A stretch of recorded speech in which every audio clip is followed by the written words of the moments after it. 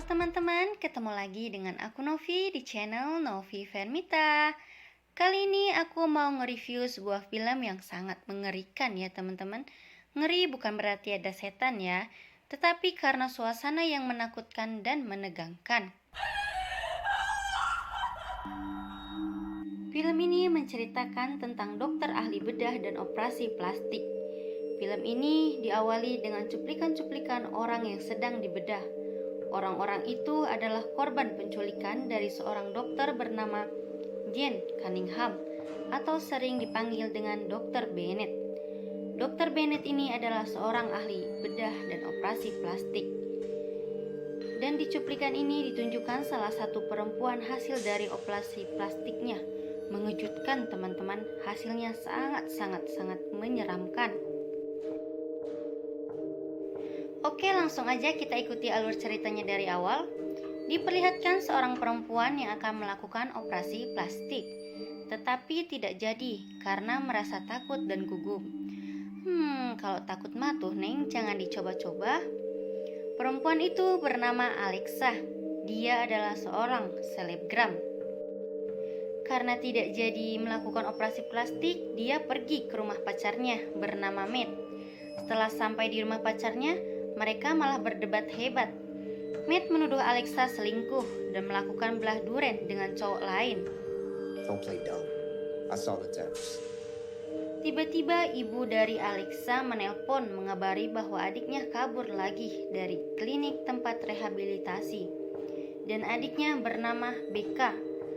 Alexa langsung bergegas untuk mencari adiknya ditemani si Matt. Meskipun lagi berantem tapi masih saling care ya. Hehehe, patut ditiru tuh. Gak lama kemudian Lexa akhirnya menemukan adiknya di perjalanan. Lexa langsung menghampirinya dan menanyakan terus-menerus kenapa dia kabur dari klinik. Ternyata Becca sedang hamil oleh lelaki buaya darat alias mantan pacarnya. Becca pun akhirnya ikut dengan Lexa.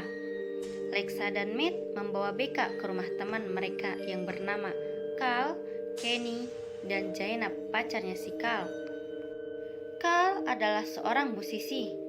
Carl ingin menunjukkan single terbarunya yang ia simpan di laptop kesayangannya dan menanyakan pendapat dari para sahabatnya. Tapi sayangnya laptop hilang di gondol maling. Carl marah besar kepada Kenny karena dia yang terakhir memegang laptop itu. Setelah dicari-cari ke mobil dan ke seluruh ruangan, mereka tidak menemukannya. Kenny, where is it?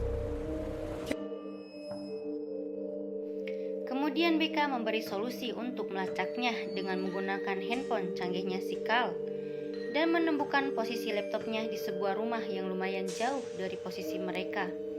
Dengan perasaan marah dan kesal, Carl menyuruh Kenny untuk mengambil laptop itu secepatnya. Kenny pun pergi sambil melihat GPS ke rumah pencuri itu. Leave my phone, dumbass! Sesampainya di rumah itu, ia merasa takut. Dengan memberanikan diri, Kenny mengetuk pintu rumah itu, tetapi tidak dibukanya. Lalu mengintip ke salah satu jendela. Ia melihat seorang wanita tua sedang menonton televisi. Ketika berbalik badan, Kenny terkejut wanita tua itu sudah berada di depannya. Out here. Come inside. Wanita tua itu menyapa Kenny dan menyuruhnya untuk masuk ke dalam rumah. Kenny menolak. Dia bercerita soal kedatangannya yaitu untuk mengambil laptop Carl yang berada di rumah itu. Tetapi wanita tua itu memaksa Kenny untuk masuk. Dan akhirnya Kenny pun masuk meskipun awalnya sempat nolak. Sial sungguh sial, rumah yang ia datangi adalah rumah dokter si psikopat itu. Di sisi lain, Carl yang mulai mengkhawatirkan Kenny karena belum ada kabar sama sekali, ia bergegas untuk mencarinya. Setelah berada di dalam rumah, Kenny ditawarkan cemilan dan sedikit mengobrol. Tetapi pertanyaan Kenny tidak ada jawaban dari wanita tua tersebut. Akhirnya Kenny berjalan-jalan sendiri dan dikejutkan dengan seorang anak kecil bernama Timotius. Dia adalah anak kedua dari Dr. Bennett. Kenny terjatuh dan melihat laptop yang ia cari sedang dipegang oleh Timotius. Kenny memintanya, tapi Timotius malah lari. Maka terjadilah saling kejar-kejaran.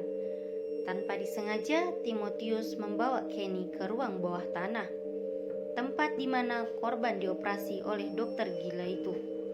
Kenny melihat potongan-potongan bagian tubuh manusia di dalam toples dan melihat salah satu korban di dalam sebuah kurungan dengan kondisi wajah yang sudah tidak tahu lagi bentuknya. Ketika akan membebaskannya, Kenny dikejutkan oleh seorang laki-laki bernama Phillips. Ia adalah anak sulung dari Dr. Bennett dan langsung memukul Kenny dengan keras hingga pingsan.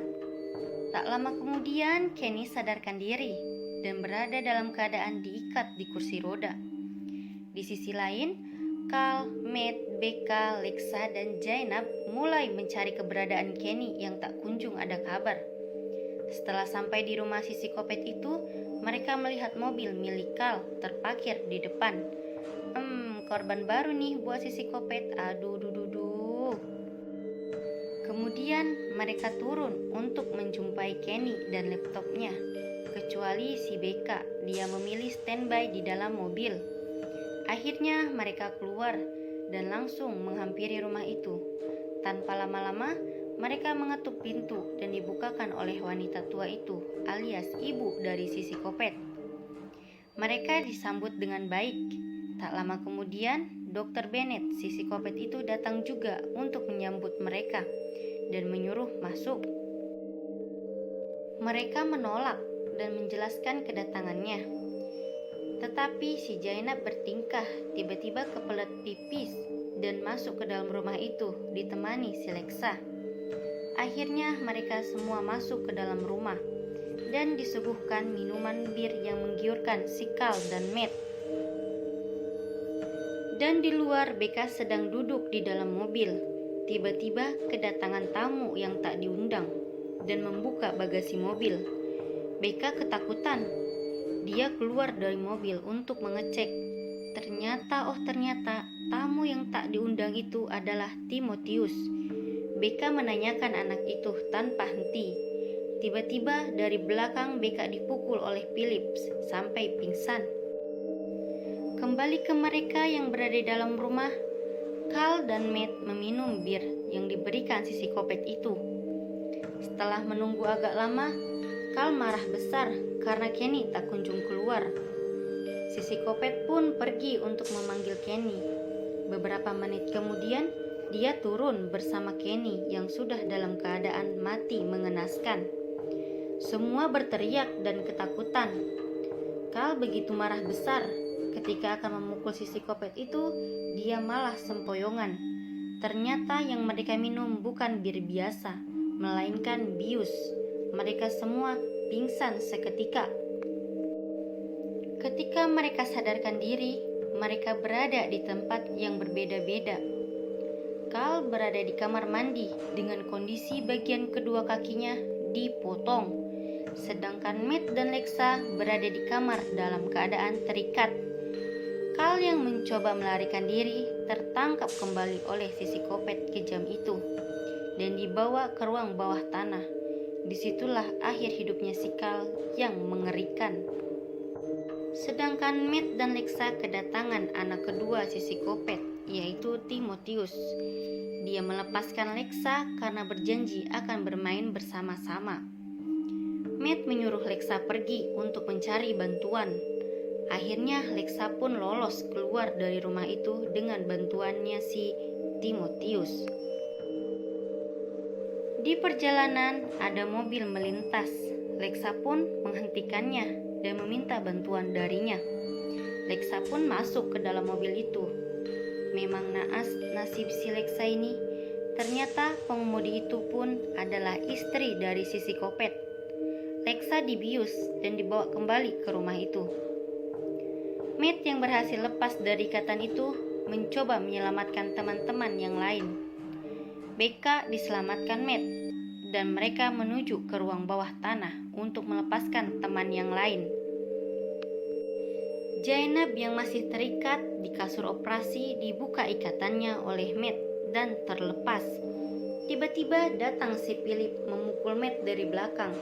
Tetapi Zainab tidak tinggal diam. Dia menusuk Philip dengan obeng dari belakang. Si psikopat Bennett itu menyayat leher si Zainab juga dari belakangnya. Jadi saling bunuh-membunuh dia jadinya. Matt pun dinaikkan ke atas kasur operasi, dipotong tangannya dan disayat-sayat, dan akhirnya tewas di tempat. Becca bersembunyi di sudut-sudut. Ada celah sedikit, Becca menusukkan pisau ke mata si Philip. Sang ayah marah, maka si psikopat itu mencekik Becca sampai mati.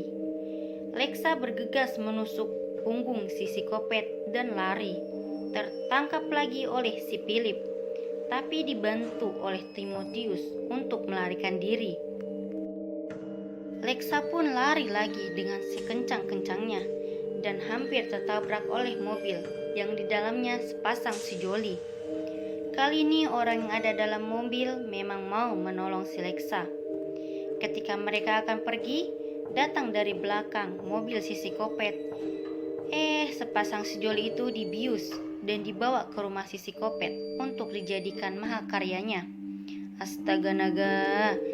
Lexa yang mempunyai inisiatif yang tinggi, Lexa langsung bergegas menyetir dan meninggalkan mereka. Dan akhirnya pun hanya Alexa yang selamat. Namun semua teman-temannya, adiknya mati mengenaskan, termasuk sepasang sejoli tadi yang ingin menyelamatkan Lexa. Jadi begitulah akhir alur cerita film si psikopat ini ya teman-teman. Oke, itu aja review kita kali ini ya teman-teman. Jangan lupa dukung channel ini dengan cara subscribe, like, komen, dan share ya, supaya kalian gak ketinggalan video-video terbaru dari Novi Vermita. Oke, thanks for watching and see you on next video. Bye-bye.